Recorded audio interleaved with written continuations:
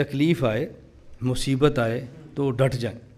اور قرآن کریم نے فرمایا وَلَنَبْلُوَنَّكُمْ بِشَيْءٍ مِّنَ الْخَوْفِ، دیکھو ایمان والو ہم تمہارا امتحان لیں گے، اور امتحان کیسے لیں گے؟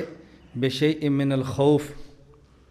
اب یہ تو علماء سمجھتے ہیں شیئن یہ نکرہ ہے، تنوین تقلیل کے لیے ہے، آگے پھر من تبعیضیہ ہے۔ اللہ فرماتے ہیں ہم تمہارا امتحان لیں گے، بہت بڑا خوف دے کے نہیں، تھوڑا سا خوف دے کر، جتنا تم برداشت کر سکتے ہو، جتنا تم برداشت کر سکتے ہو۔ دشمن کی طرف سے کچھ خوف آئے گا اور ہم امتحان لیں گے کہ اگر کوئی تمہارا دشمن ہو تم ڈر کے دین کو چھوڑ دیتے ہو، یا اللہ کی طرف متوجہ ہو کر تم دین کا کام کرتے ہو۔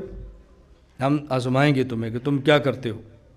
نمبر ایک، تمہارا امتحان لیں گے دشمن کی طرف سے خوف دلا کے، بشیء من الخوف، آگے والجوع، اور کبھی تمہیں بھوک اٹھانی پڑے گی، کبھی گندم نہیں ہوگی، کبھی غلہ نہیں ہوگا، کبھی قحط آ جائیں گی، کبھی مزدوری نہیں ملے گی، کبھی تم پڑھاؤ گے تنخواہ کم ہوگی، کسی مدرسے میں جاؤ گے کھانا کم، بہت ساری چیزیں ہیں۔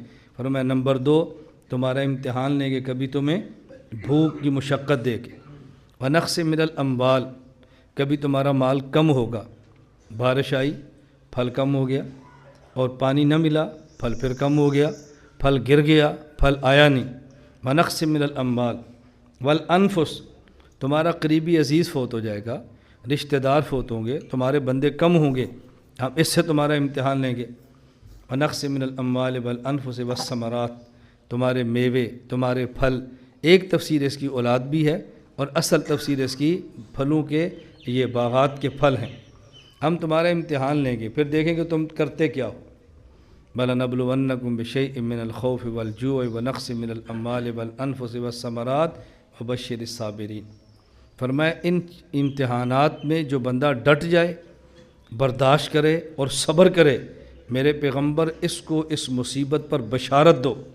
معلوم ہوا کہ بشارت یہ زحمت نہیں ہے، رحمت ہے۔ مصیبت زحمت نہیں ہے بلکہ رحمت ہے۔ بشارتیں زحمت پر نہیں آتی، بشارتیں رحمت پر آتی ہیں۔ بشارتیں گندی چیزوں پر نہیں آتی، اچھی چیزوں پر آتی ہیں۔ اس کا معنی کہ مصیبت اللہ کی طرف سے زحمت نہیں ہوتی، مومن کے لیے مصیبت رحمت ہوتی ہے۔ وبشر الصابرین، میرے پیغمبر ان صبر کرنے والوں کو بشارت دو۔ مصیبتیں تو کئی ہوتی ہیں، کئی ہوتی ہیں، میں تھوڑی سی بات عرض کر دوں گا۔ الذین اذا اصابتہم مصیبہ قالوا انا للہ و انا الیہ راجعون، جب ان کو تکلیف پہنچے، دشمن، بھوک، پیاس، کوئی بھی تکلیف پہنچے تو یہ فوراً کیا کہیں؟ انا للہ و انا الیہ راجعون۔ یہ جزا فضا، رونا دھونا، ہائے وائے، مسلک، مشن، کاز، اس سے بدلے نہیں، بس فوراً کہیں انا للہ و انا الیہ راجعون۔ کب کہیں؟ فوراً۔ علامہ آلوسی روح المعانی میں لکھتے ہیں فوراً، علامہ آلوسی فرماتے ہیں انما الاجر لمن صبر وقت الاصابہ، یہ اس وقت ہے کہ جب تکلیف پہنچے تو فوراً صبر کریں۔ یہ نہیں کہ روتا رہا آہستہ آہستہ آہستہ آہستہ آہستہ کہتا ہے اب میں صبر کرتا ہوں۔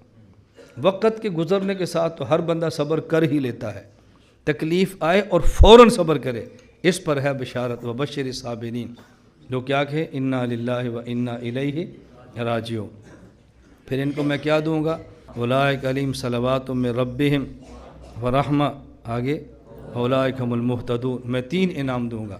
پہلا انعام صلوات، خاص خاص رحمتیں، برحمہ عام رحمتیں، اور ان کو ہدایت بھی دوں گا، سیدھے راستے پر چلاؤں گا، یہ جنت تک پہنچ جائیں گے، میرا قرب ان کو ملے گا۔ لیکن کب ملے گا؟ کہ جب یہ صبر کریں اور برداشت کریں۔